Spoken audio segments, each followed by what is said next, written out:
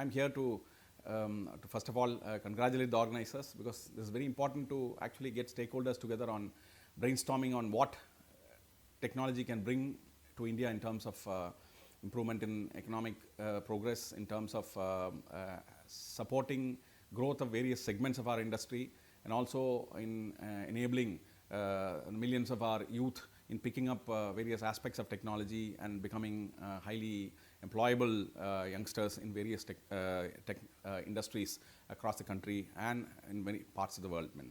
So let me start by saying that technology is a very important component of our economy. And I would like to, before I come to technology, I would like to talk about the opportunities that there are before countries, like India, which is a developing country, and where one of the biggest challenges today is how we would be able to drive growth and bring in economic development, employment, and also progress in various spheres in terms of quality of life and so on and so forth.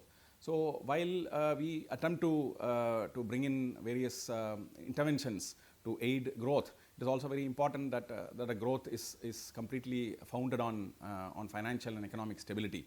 Because at the end of the day, I think what needs to be offered to our citizens is a very sound economic growth model, which actually inspires trust and confidence of not only the local investors but also global investors. Now, if you look at the drivers of growth and stability today, I think the first and the foremost is something which I would like to point at, climate change, because with COP27 happening now, it's very important that countries need to build their progress around a very sound philosophy based on climate mitigation and climate sensitive policies.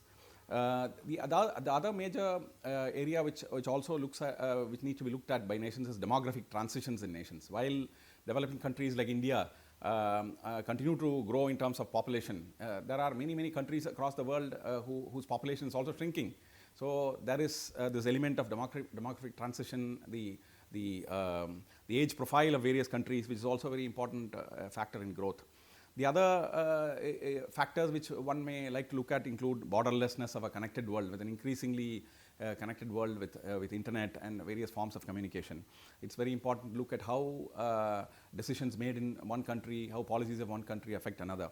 Geopolitics is another very important factor. Consumer expectations are yet another factor.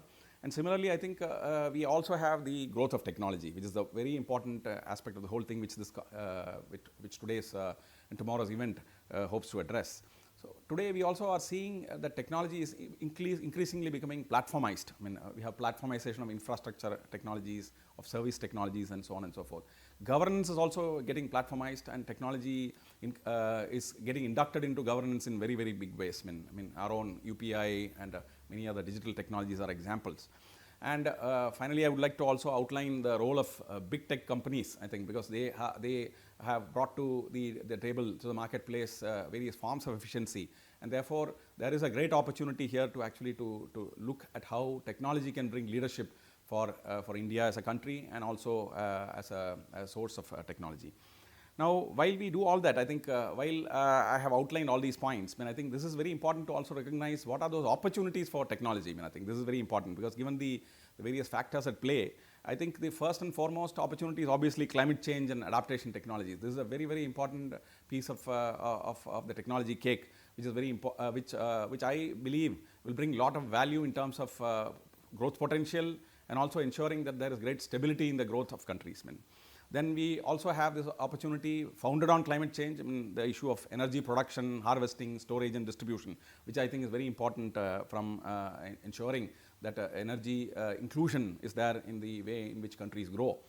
Then we have other forms of technology, including biomedical technologies, robotics, autonomous systems, materials related technologies, computing technologies including quantum, VR, AR, XR, etc., and food and water technologies. So while technologies are many, I think there are few technologies which will actually help you to bring a disruption in the way in which the country is growing, the way in which businesses are stacked, and how businesses evolve. I think so. In the recent past, we have seen a number of principles also altering the way in which technology has impacted our future.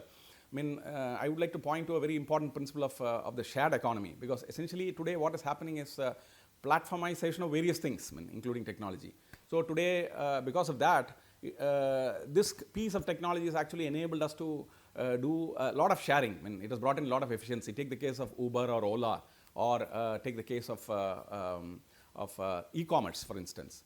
I mean, today the technology has been platformized in such a way that actually it leads to tremendous amount of efficiency. It unlocks a lot of efficiency in terms of asset utilization, in terms of savings on time, on costs, and so on and so forth, not only for the individual as a consumer, but also for business at large.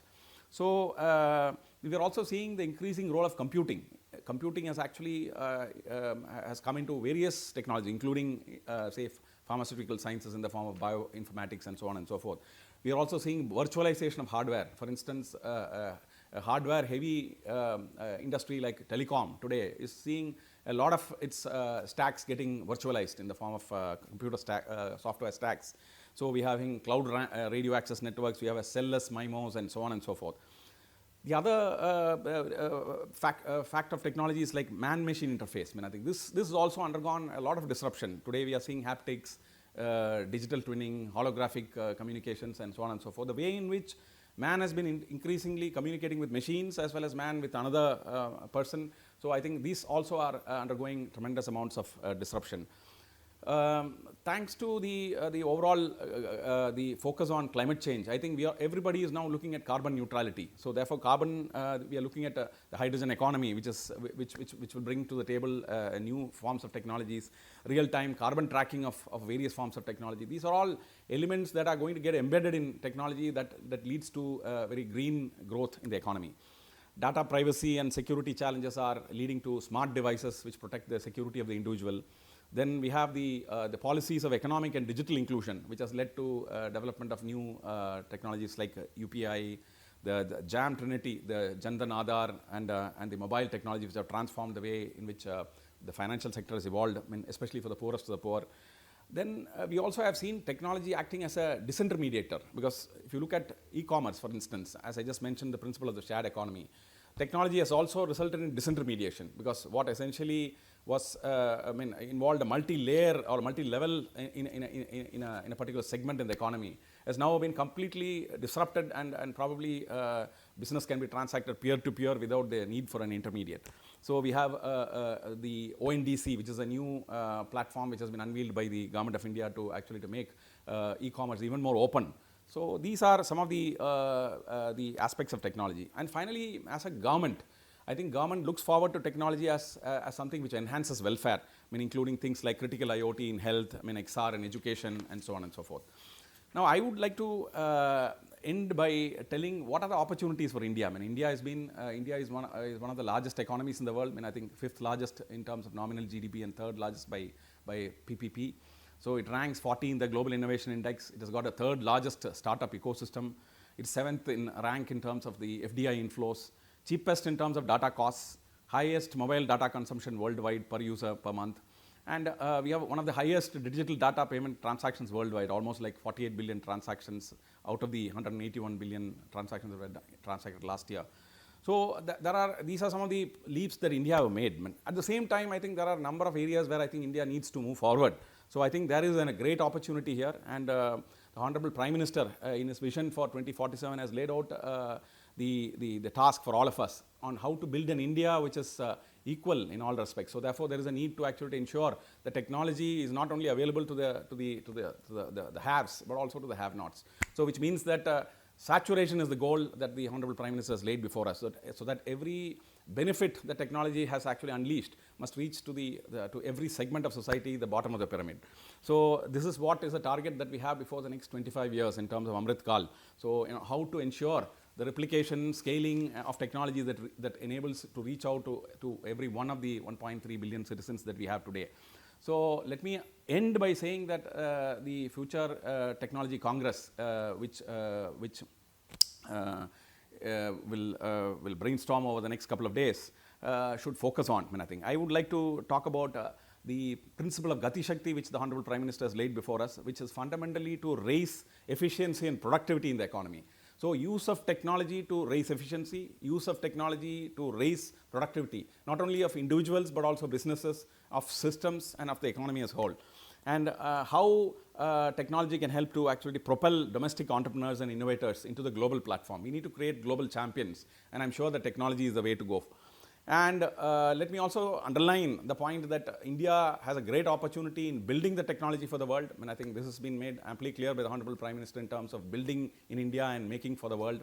So essentially what that means is that India has to now, Indian scientists, Indian technologists, Indian entrepreneurs need to look at how we can take our intellectual property to the world, I think, and create a reverse flow of royalties and benefits which the country can probably get. And finally, let me say that, that at the end of the day, technology must also ensure that it creates jobs, because for a developing country perspective, I think technology must not be a means by which I think lesser and less job opportunities for others, but also opportunities but to create more opportunities for the youngsters of our country. So with these few words, I wish the conference all success, and I hope that the proceedings of the Congress, especially in terms of IoT, machine-to-machine communication, and the 5G related technologies that have been unleashed by the recent launch of 5G, and so on and so forth, are properly documented, and I look forward avidly to receiving those proceedings and wish the Congress all success. Thank you, and Jai Hind.